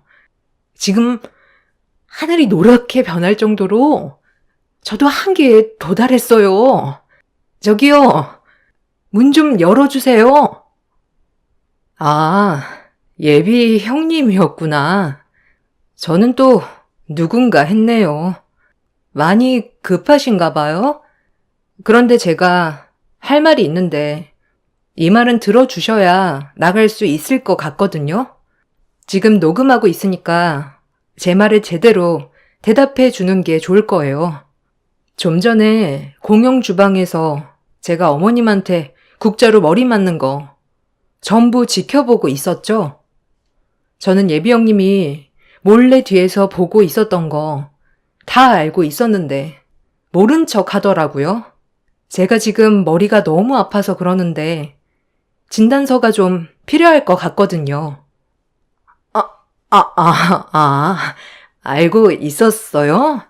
괜히 크게 만들고 싶지 않아서 그냥 모른 척 했었거든요. 원하는 게 진단서인가? 그거 내가 끊어줄게요. 그거 어려운 거 아니거든. 그러니 제발 이제 그만 문 좀 열어줘. 부탁할게요. 그리고 공용 주방에서 어머니한테 당했던 거 법적 증인 필요하면 내가 해줄 테니까 제발 문 좀 열어줘. 시모는 옆칸에서 저에게 휴지를 달라고 애원하고 있었고 문 앞에서는 예비 형님이 머리를 문 앞에 조아리면서 문 좀 열어달라고 애원하고 있었습니다.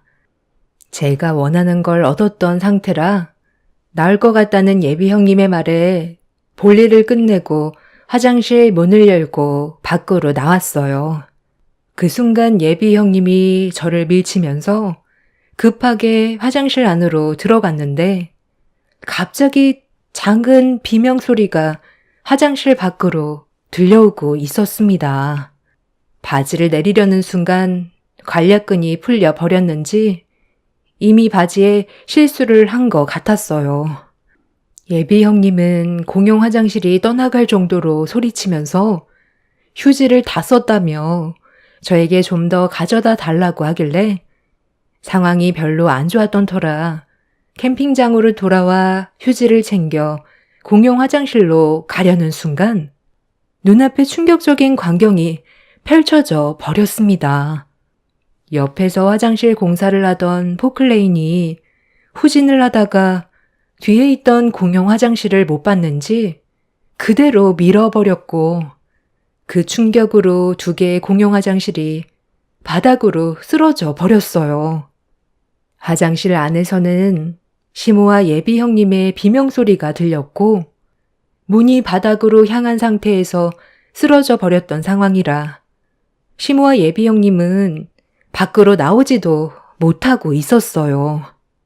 공용 화장실이 쓰러지면서 바닥으로 악취나는 분뇨가 새어나오고 있었습니다.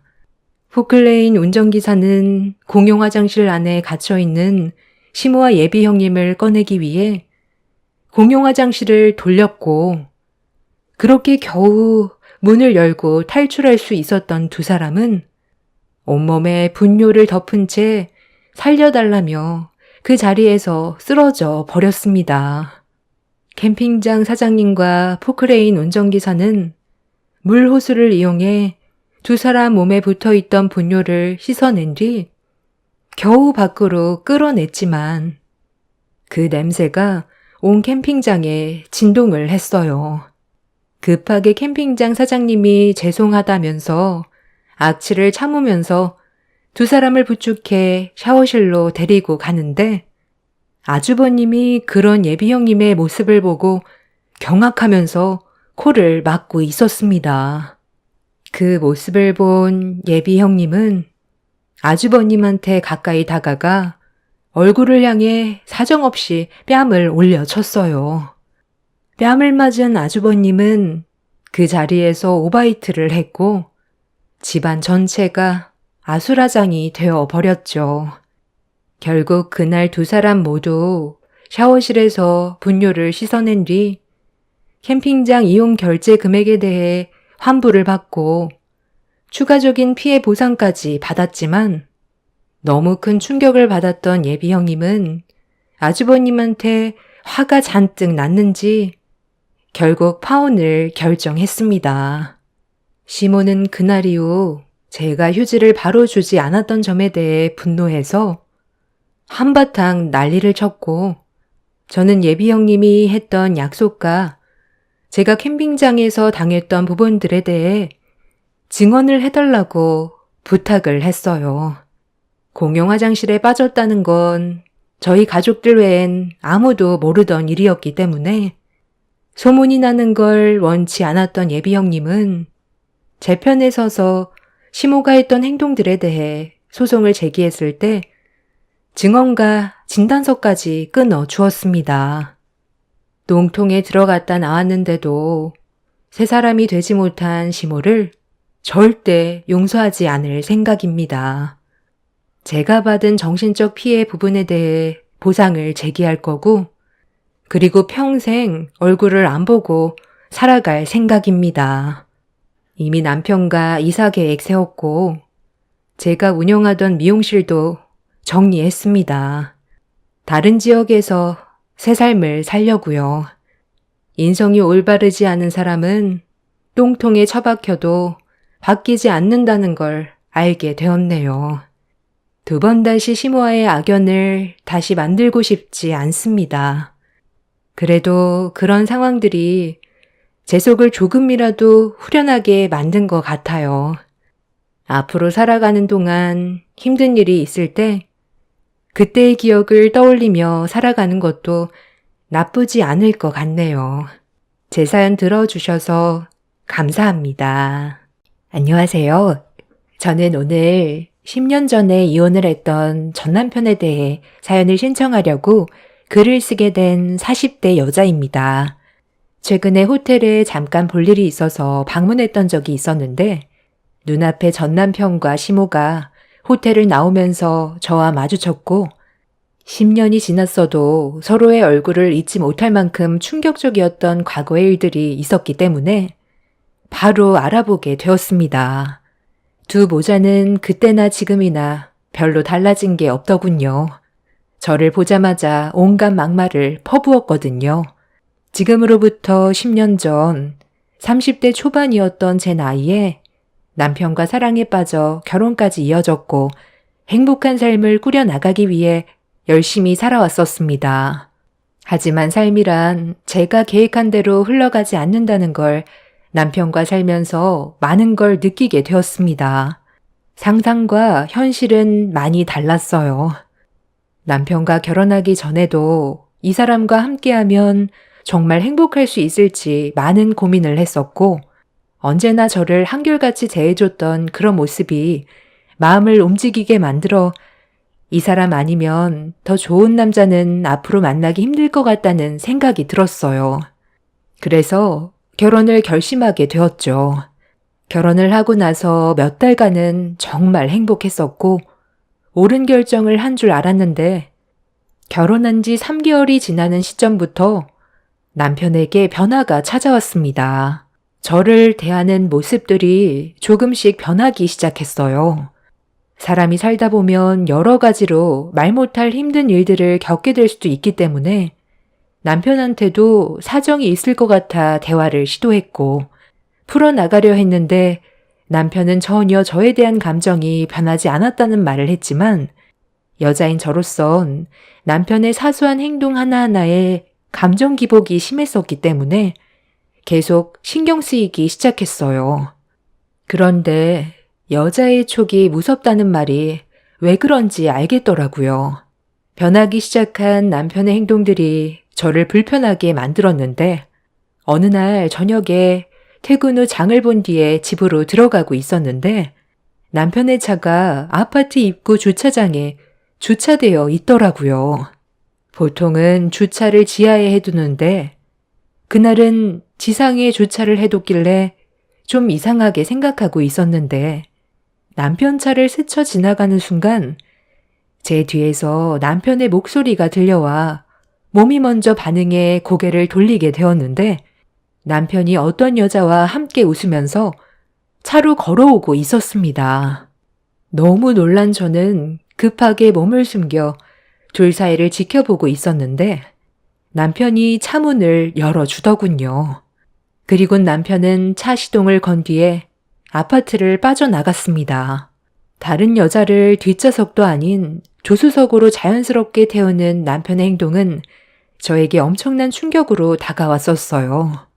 남편과 처음 본 그 여자의 모습이 너무 자연스러웠고 누가 봐도 연인 사이 같이 보였었죠.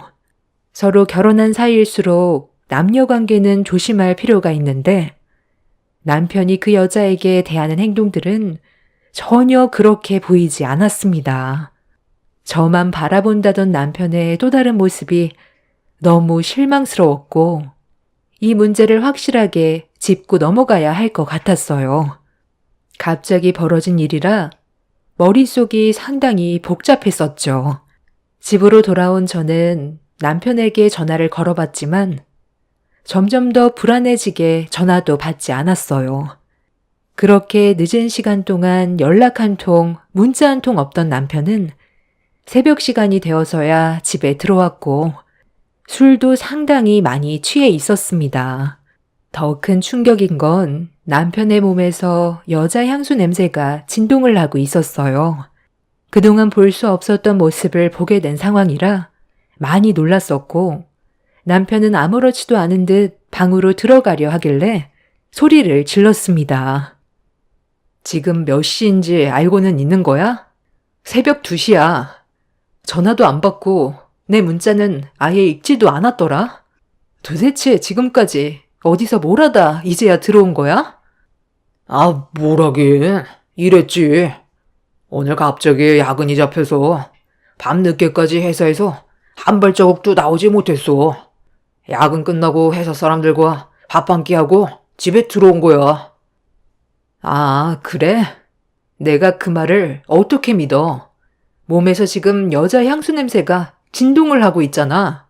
그리고 회사에서 하루 종일 있었다고? 나한테 지금 거짓말 하는 거야? 아, 무슨 거짓말을 한다고 그래? 당신은 나를 그렇게 몰라? 맨날 회사 집만 반복해서 다녔잖아. 오늘은 회사 일도 늦게 끝났고 직원들 모두 고생했다고 저녁 한 끼 먹으라면서 부장님이 법인카드 주셔서 직원들과 저녁까지 먹고 온 거야. 힘들게 일했는데 그냥 집에 오면 나만 손해잖아. 이 정도는 이해해 줄 수 있는 거 아니야?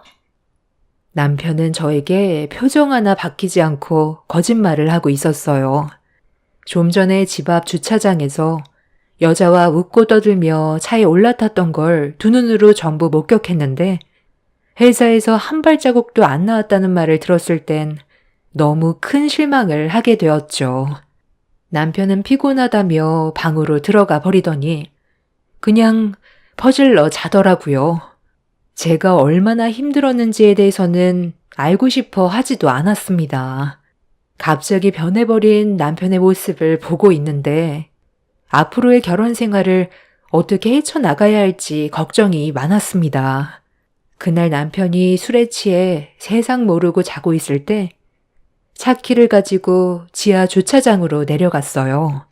그리고 남편의 차를 찾아 문을 활짝 열었는데 코가 찌를 정도로 차 안에는 좀 전에 남편의 몸에서 풍기던 향수 냄새가 차 안에서도 진동하고 있었습니다. 저는 차 안을 샅샅이 살펴봤어요. 조수석과 뒷좌석에는 갈색의 긴 머리카락이 엄청나게 떨어져 있었고 차 안에서 뭔 짓을 했는지 그림까지 그려지더군요. 남편의 차가 대형 SUV 차량인데 뒷좌석을 눕히면 두 명이 충분히 누울 수 있을 만큼의 공간이 나오거든요. 좀 전에 봤던 그 여자와 차 안에서 뒹굴었을 걸 생각하니 분노가 치밀었고 향수 냄새에 머리가 지끈거리는데 확인하고 싶지 않았던 블랙박스에 계속 눈길이 가서 녹화되어 있던 영상을 결국 확인하게 되었습니다. 불과 몇 시간 전에 있었던 영상을 확인해 보니 남편과 그 여자는 바닷가로 향하고 있었어요. 그리고 차 안에서 남편과 그 여자가 나눴던 대화를 들을 수 있었죠. 과장님이 빨리 정리해야 나도 부모님한테 말씀드릴 텐데 언제까지 숨기고 있을 수는 없잖아요. 그러다 과장님 와이프 임신이라도 하면 어떡해요? 아이, 임신은 무슨. 내가 그런 복잡한 상황을 만들겠어? 걱정하지 마. 우리 아직 결혼 초라서 바로 아이 가질 생각도 없었어. 나도 서대리 만나기 전까지는 집사람이 정말 괜찮은 여자인 줄 알았거든. 조용하고 스트레스 주지도 않아서 같이 살면 좋을 줄 알았는데 연애할 때와 결혼할 때는 말이 다르더라고. 여자는 무조건 여우 같은 행동을 해야 살만 난다는 걸 알겠더라. 퇴근하고 집에 들어왔는데 집사람까지 조용하니까 결혼 생활이 하나도 재미없더라고. 남편이 퇴근을 했으면 반갑게 맞아주면서 고생했다고 애교로 감정을 녹여줄 줄 알아야 하는데 내가 여자랑 사는 건지 동성이랑 사는 건지 모르겠더라고. 그런데 우리 서대리는 집사람과 반대되는 성격을 가지고 있어서 그런지 나에게 너무 좋은 감정으로 다가왔었고 이런 여자와 살아야 된다는 걸 절실히 느끼게 해줬잖아. 그러다 보니 집사람 얼굴만 봐도 답답하고 이미 질려버려서 같이 하고 싶지도 않더라. 여자는 끼가 있어야 돼. 바다까지 가려면 몇 시간 더 달려야 할 것 같은데 우리 잠깐 여기서 좀 쉬다 갈까? 서대리 피곤할까봐 내가 미리 뒷좌석 눕혀놨고 자리까지 전부 세팅해놨거든. 여긴 차량도 안 다니고 한적해서 쉬기 딱 좋을 것 같은데. 남편과 그 여자가 나눈 대화는 상상 이상의 충격적인 내용이었어요. 결혼한 지 몇 달 되지도 않아서 남편이 바람을 피웠다는 걸 알게 된 저는 흔들리는 블랙박스와 차 안에서 울려 퍼지는 남녀의 목소리는 결국 피눈물을 쏟아지게 만들었습니다. 이미 남편은 저에 대한 사랑은 없었기 때문에 더는 함께할 수 없다는 걸 알게 되었고 저 또한 하루라도 빨리 이혼하는 게 피해를 덜 보게 되는 일이라 블랙박스에 있던 영상들을 전부 옮겨놨어요. 그날 저는 잠 한숨 못 자고 남편에게 어떠한 벌을 내려야 할지 고민을 했어요. 그렇게 아침이 밝아오고 남편이 출근을 하기 위해 거실로 나왔는데 제가 거실 소파에 앉아있는 걸 보곤 화들짝 놀라더니 왜 이렇게 일찍 일어났냐면서 아무렇지 않은 척 행동을 하고 있었습니다. 제가 전날에 있었던 일들에 대해 기억나지 않냐고 물어보니 무슨 말을 하는지 모르겠다고 저에게 거짓말을 하더군요. 아무것도 모른다는 듯한 표정을 보이던 뻔뻔한 남편의 얼굴을 보고 있는데 당장이라도 찢어버리고 싶었지만 순간적으로 놓아버릴 뻔했던 이성을 억누르면서 최대한 참고 넘어갔어요. 남편은 출근 시간 늦겠다며 서둘러 밖으로 나갔는데 이제는 아예 대놓고 바람을 피고 있었어요. 창밖을 바라보니 전날에 봤던 그 여자를 차에 태워준 뒤 같이 출발하고 있었습니다. 그 여자가 근처에 살고 있다는 걸 그때 알 수 있었죠. 이런 상황 도저히 용납할 수 없어서 저는 그날 회사에 출근도 하지 못하고 시댁으로 향했어요.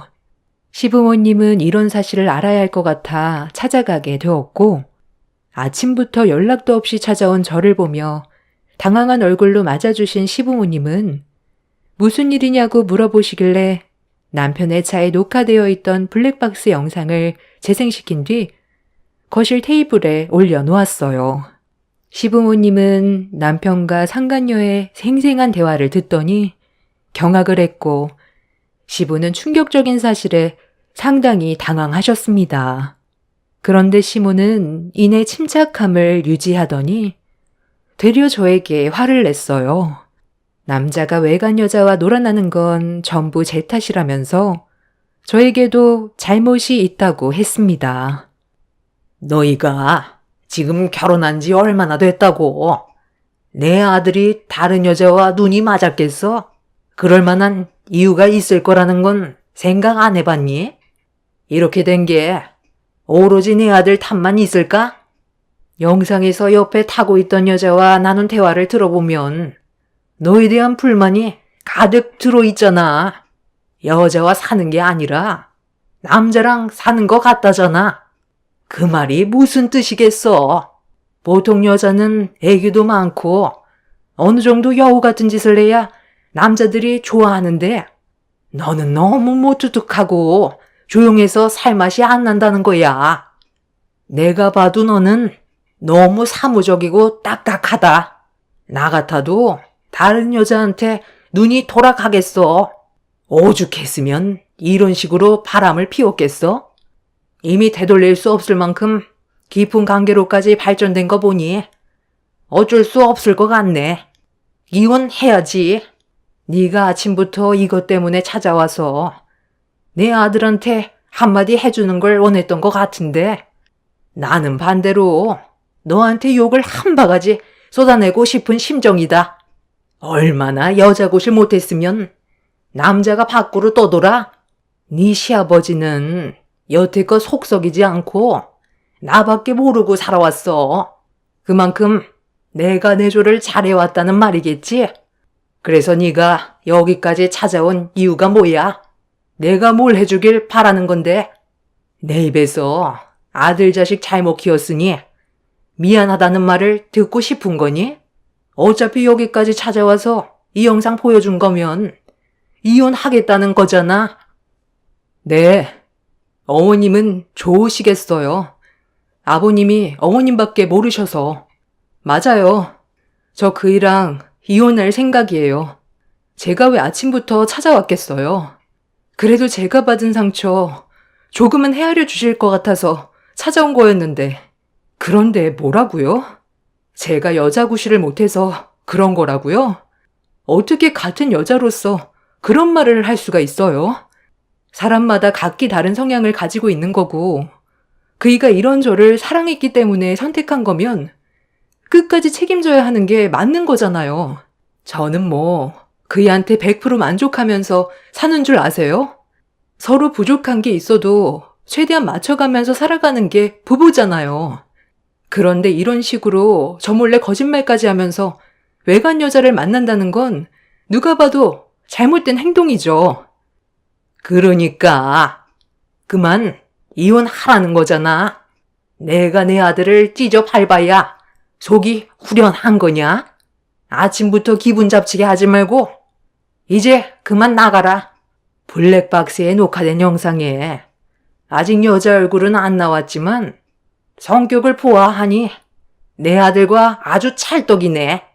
너랑 이혼하면 당장 그 여자랑 결혼시켜줘야 되겠다. 이래서 사람 인연은 따로 있다는 거야.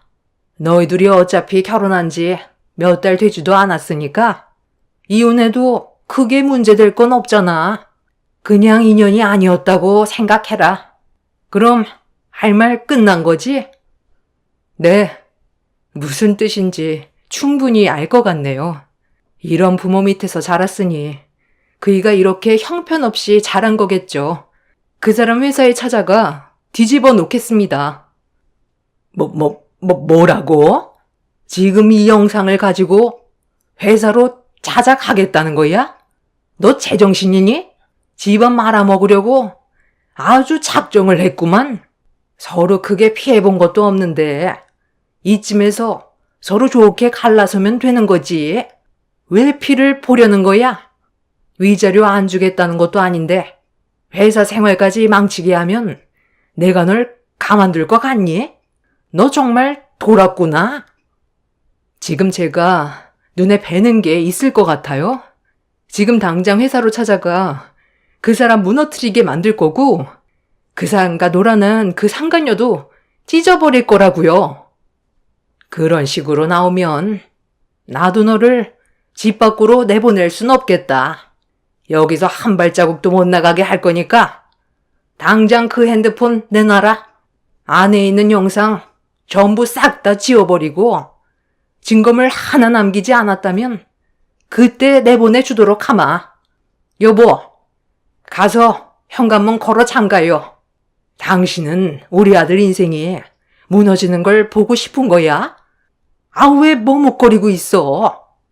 빨리 현관문 잠그래도 너는 어딜 일어나니? 내가 방금 하는 말 못 들었어?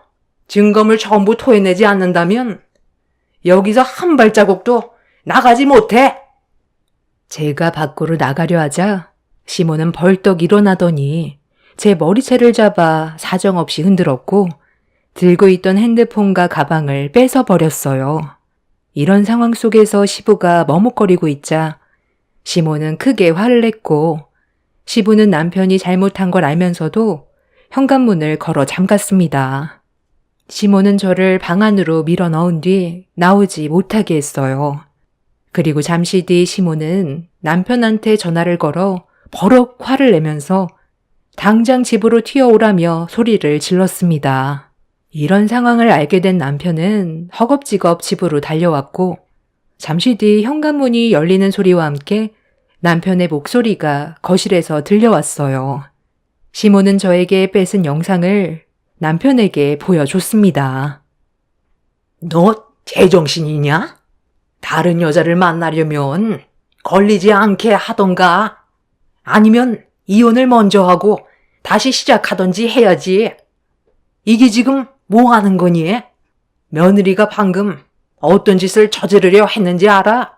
이 영상을 들고 너희 회사로 찾아가려 했었다. 힘들게 들어간 회사인데 이런 문제로 불명예 퇴사하면 앞으로 다른 회사 생활하는데 얼마나 지장이 많이 생기겠어. 제발 생각 좀 하면서 행동해라. 너 때문에 내가 아주 속이 뒤집어지겠다. 너랑 만나고 있는 그 여자 차 안에 있다고? 지금 당장 들어오라고 연락해라. 어차피 이렇게 된 거 상황 정리 빨리 하고 너희 둘이 엮어주는 게 내가 볼 땐 제일 좋은 방법인 것 같다. 어쩐지 그 사람이 저를 계속 의심하더라고요. 철저하게 숨긴다고 했었는데 이런 식으로 제 뒤를 캐고 있었는지는 꿈에도 몰랐어요. 아, 어차피 이렇게 된 거 이혼해야죠. 그럼 지금 집사람 저 방에 들어가 있는 거예요? 서로 좋게 해결하면 되는 거지. 이런 더러운 방법으로 내 인생을 끝내려 해? 당신은 거기서 절대로 나오지 마. 아, 여보세요? 서대리. 우리 부모님이 지금 들어오라셔. 현관문 열려 있으니까 바로 들어오면 돼. 걱정하지 마. 엄마가 서대리 아주 좋게 보고 있어. 빨리 올라와. 방 안에 제가 있는 걸 알면서도 남편과 시모는 상간녀를 집 안으로 불러들였어요. 이런 상황들이 너무 화가 나 분노는 점점 한계치에 다다랐고 잠시 뒤 상간녀가 시부모한테 인사하는 목소리가 방 안으로 새어 들어왔습니다. 애교 섞인 목소리와 함께 시부모 눈치를 보면서 들어온 상간녀는 남편을 진심으로 사랑하고 있다면서 대화를 풀어나가고 있는데 시모는 상간녀가 마음에 들었는지 바로 살림차리라며 긍정적으로 받아주고 있었습니다. 시모는 남편이 왜 상간녀한테 마음을 뺏겼는지 알 것 같다면서 여자로서 상당히 매력적이라며 좋아하셨어요. 이런 상황들이 너무 화가 치밀어 올랐던 저는 결국 방 안에 있던 물건들로 방문을 부수기 시작했고, 정신 나간 여전처럼 난리를 치기 시작하자 시모가 방문을 활짝 열더니 제 얼굴을 향해 사정없이 손을 올려쳤어요. 저도 이미 제정신이 아니었던 상황이라 시모의 양뺨에 손을 세차게 내리쳤고, 시모는 또다시 제 뺨에 손을 올렸습니다. 이미 이성을 잃어버린 저는 눈에 뵈는 게 없어서 시모가 제 뺨에 손을 올릴 때마다 저도 시모의 뺨에 똑같이 손을 올렸습니다. 남편은 제가 시모 뺨에 손을 올리자 꼴에 자기 엄마라고 손을 올렸다는 거에 화가 났는지 저에게 달려와 강하게 밀쳤고, 상간녀가 보는 앞에서 바닥으로 패대기 쳐진 저는 너무 초라했어요. 상간녀는 이런 상황이 재미있었는지 미소 띤 얼굴로 저를 바라보고 있는데, 그 모습을 보게 된 순간 차라리 모두 죽자라는 생각이 들더라고요. 그 사람들 전부 용서하고 싶지 않았습니다. 정말 그때의 저는 미친 사람처럼 난리를 쳤고, 온갖 시댁 집안에 있던 모든 물건들을 사정없이 전부 집어 던지면서 정신 나간 여자처럼 행동했어요. 동네가 떠나갈 정도로 난리를 치자 주민들의 신고로 경찰들이 출동하게 되면서 마무리되었고, 거품 물며 상간녀의 머리를 한 움큼 뽑아내어 버린 저는 평생을 상간녀라는 꼬리표를 지울 수 없을 거라며 악담을 퍼부었어요. 결국 그날 이후 남편과 저는 이혼을 선택하게 되었고, 제가 가지고 있던 영상은 끝내 남편의 회사에 전부 퍼지게 되었습니다. 남편과 상간녀는 결국 회사에 좋지 않은 이미지를 심어준다는 문제로 퇴사 처리가 되었고, 그렇게 저는 두 연놈들에게 정신적인 손해배상과 위자료를 받아낼 수 있었어요. 그리고 남편과 상간녀는 끝내 결혼까지 했다는 소식도 나중에 접할 수 있었습니다. 제가 할 수 있는 건 전부 다 했던 터라 그 인간들을 잊고 저만의 발전을 위해 살기로 했어요. 그 인간들을 징후하는 시간조차 아까웠고 두 번 다시 마주치지 않길 바랐어요. 그런데 세월이 지나 10년 만에 또다시 제 앞에 나타나는 일이 생기게 되었던 거죠. 호텔에 볼 일이 있어서 잠깐 들렸는데 호텔에서 나오는 두 모자와 다시 한번 마주치게 되었습니다. 이게 누구야? 여기에서 너를 마주치게 될 줄 상상도 못했는데. 그때나 지금이나 초라하고 형편없는 건 똑같네. 그런데 너는 아직까지 자판기 커피 마시냐? 10년 전에도 자판기 커피만 달고 살더니 그 버릇 아직까지 못 고쳤구나. 아, 맞다. 너희 집안이 우리 집안보다 한참 못 살았었지. 그때도 형편이 어려워서 겨우 입에 풀칠하면서 살았었는데 10년 지났다고 달라지는 게 뭐 있었겠어? 우리는 오늘 아주 중요한 날이거든. 내 인생은 이제부터 시작이고 앞으로는 승승장구할 일만 남았다. 사람 인생 한 치 앞도 모른다더니 내가 이런 큰 호텔에서 일하게 될 줄 누가 알았겠어? 나 여기 영업직 과장으로 입사하게 되었거든. 오늘 최종 면접 합격받고 들어가는 길이야. 내가 손에 쥐고 있는 이 커피가 얼마짜리인 줄 아냐? 하긴 500원짜리 자판기 퍼마시는 싸구려 인생이 뭘 알겠소? 이거 루아 커피라고? 한 잔에 5만 원에 파는 커피인데 여기 호텔에서 일하는 직원은 무상으로 마실 수 있거든. 오늘 우리 엄마 호텔 구경 시켜주고 싶어서 최종 면접 합격한 기념으로 호텔 안에 있는 레스토랑에서 밥 한 끼 하고 들어가는 길인데 너는 옷님은 꼬락서니를 보니 아직까지 인생길 피려면 한참 멀었구나. 더 열심히 노력해야 되겠다. 얘 성격으로 어떻게 성공하겠어? 그때 생각 안 나? 집안 물건 죄다 부숴놓고 한바탕 난리 쳤었잖아. 이혼하길 천만 다행이지. 너는 내 아들 놓친 거 평생 후회할 거다. 여보, 내가 좀 늦었지? 오늘 최종 면접 합격을 결정한 날이라 대면 면접 보느라 좀 걸렸어. 아유, 또 자판기 커피야? 당신이 하도 들여달라고 해서 어쩔 수 없이 들여놓긴 했는데 건강 생각해서 자주 마시는 거 안 좋아. 호텔 안에 카페 있는데 거기 편하게 이용하면 되잖아. 많이 배고프지? 서둘러 들어가자. 잠깐만. 오늘 최종 면접 합격 면단에 혹시 도영훈이라고 있었어? 당신이 직접 대면 면접했으면 기억할 수도 있겠네. 내가 아는 사람이 합격한 것 같아서. 당신이 그걸 어떻게 알아?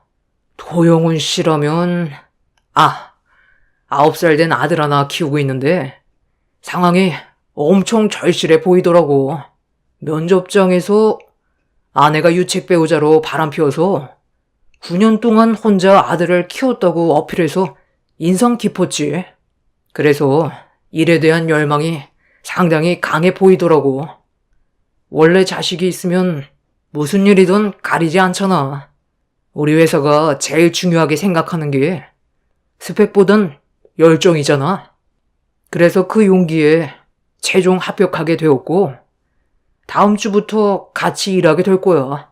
오늘 대표님한테 보고 들어갈 거고. 그런데 그건 왜? 당신 표정을 보니 별로 안 좋아 보이는데? 내 뒤에 있는 저 도용훈 씨라는 사람이 10년 전에 내 전 남편이었거든. 내가 한번 얘기했었지? 그런데 또다시 얼굴을 마주했는데 그때나 지금이나 달라진 건 하나도 없더라고. 사람이 겉모습만 보고 판단할 수는 없잖아. 나는 이미 저 사람을 겪어봤었고 어떤 성격을 가지고 있는지 알고 있어서 이 회사에서 일하는 거 다시 생각해봤으면 좋겠어. 아버님도 호텔 이미지 안 좋아지는 거 싫어하실 거 아냐. 그리고 나와 아주 잠깐이었지만 그래도 전 남편인데 불편한 상황 만들고 싶지 않아. 잠깐만. 당신이 지금 부사장님 배우자라고? 아니, 어떻게 이런 말도 안 되는 일이 있을 수 있는 거야? 당신 같은 집안 사람이 저런 분과 결혼하는 건 불가능하잖아. 그래. 그건 정말 말이 안 된다. 너희 집안이 얼마나 쓰레기 집안인지 뻔히 알고 있는데 말이 안 되는 건 당연하지. 더군다나 부사장님 사모님이면 걸치고 있는 옷도 명품으로 휘둘러야 되는 거 아니야? 내 앞에서 자판기 커피 마신 거 쪽팔려서 둘이 짜고 거짓말 하고 있는 거지? 10년 만에 인생이 180도 바뀌는 건 불가능한 거야. 말이 좀 지나친 것 같은데요. 이 사람 제 아내 맞고요. 워낙 검소하게 살아서 남들 눈에 띄는 걸 별로 안 좋아합니다. 그리고 자판기 커피 마시는 게 어때서요? 이 사람 취향이라 가끔 한두 잔 하는 건데 그게 뭐 잘못된 거예요? 자판기 커피 마시고 입는 옷이 싸구려면 그 사람 인생도 싸구렵니까? 부사장님, 저희 어머니가 하는 말은 그 뜻이 아니라요. 이 사람이 부사장님 같은 높으신 분과 결혼을 했다는 게 믿어지지가 않아서요. 저희 어머니가 말실수했습니다. 엄마는 내가 항상 입조심하라고 했잖아요. 저희가 실수한 것 같네요. 내가 미안했어. 10년 만에 얼굴 본 거라 반가워서 그랬던 거야. 반가워서 그랬다고? 나를 무시하고 빈정대며 온갖 막말을 퍼부었으면서 그게 반가운 표현이야? 그리고 그 여자랑 결혼해서 아이까지 낳았는데 바람나서 도망갔다고? 정말 한심하다. 여자 보는 눈이 그렇게 없으니 아직까지 면접이나 보고 다니지. 나는 너랑 이혼하고 이런 멋진 남자 만나서 정말 행복하게 살고 있는데 나는 너랑 이혼한 걸 정말 다행으로 생각하고 있어. 만약 내가 참고 살았으면 내 인생도 끝장났겠지. 여보, 이 사람들과 상대하고 싶지 않은데 그만 식사나 하러 가요. 내가 잘못했어. 솔직히 나도 그때로 다시 돌아간다면 그런 행동 절대 하지 않았을 거야. 나도 후회하고 있다고. 나 정말 이 회사 다니고 싶어. 딱 한 번만 눈 감아주면 안 될까? 앞으로 이 회사를 위해 내 몸 다 바칠 준비가 되어 있다고. 많이 늦었지만 내가 정말 미안해. 내 아들한테 약속했다고. 면접 합격하고 들어갈 때 가지고 싶은 장난감 사주기로 했는데 이렇게 끝나버리면 내가 아들 얼굴을 어떻게 보겠어. 부탁이야. 예정을 생각해서라도 나한테 한 번만 기회를 주면 안 될까? 아유, 됐다. 그렇게까지 하면서 이 회사에 다닐 필요 없다. 더 좋은 곳에서 면접 보면 되는 거지. 제가 여기 부사장과 결혼할 사이인데 네가 승진이나 제대로 할 수 있겠어? 아, 엄마는 좀 조용히 좀 하세요. 아버지도 암으로 돌아가셔서 저 혼자 돈 버는 게 얼마나 힘든 줄 알아요? 맨날 신세 한탄하시면서 지금 그런 거 가릴 처지예요? 엄마 때문에 제 인생을 망친 거잖아요. 요즘 들어 자꾸 오락가락해서 치매도 심해지기 전에 요양원에 들어가라니까. 거기는 절대 죽어도 들어가기 싫다고 나를 힘들게 만들어 놓고 지금이 얼마나 중요한 시점인데 왜 끼어들어요? 엄마만 빠져도 짐스럽지 않고 내 인생 필 수 있다고요. 아이씨, 이런 인생 사는 거 지긋지긋한데 왜 끝까지 내 앞길을 막으려는 거야? 전시모는 전남편의 막말에 순간적으로 뺨을 올렸고 전남편도 현실에 놓인 자기 자신을 한탄하더니 전시모의 뺨에 손을 올렸습니다. 호텔 앞에서 두 모자는 한바탕 난리가 났고 결국 호텔 관계자분들에게 끌려가 밖으로 내쫓겨나게 되었어요. 정말 한심했고 저런 집안의 며느리로 들어갔었다는 게 너무 창피했었습니다. 사람 인생 한 치 앞도 모른다잖아요. 사실 지금의 남편도 초혼은 아니었어요. 아는 지인분의 소개로 지금의 남편을 만나 아이들 낳고 저는 행복하게 살고 있지만 그 사람들은 아직까지 시궁창 인생을 살고 있습니다. 제가 그 사람들과 인연을 끊어낸 게 인생의 전환점이었고 정말 잘한 결정이었다고 생각해요. 10년이 지나도 역시나 바뀐 건 없더라고요.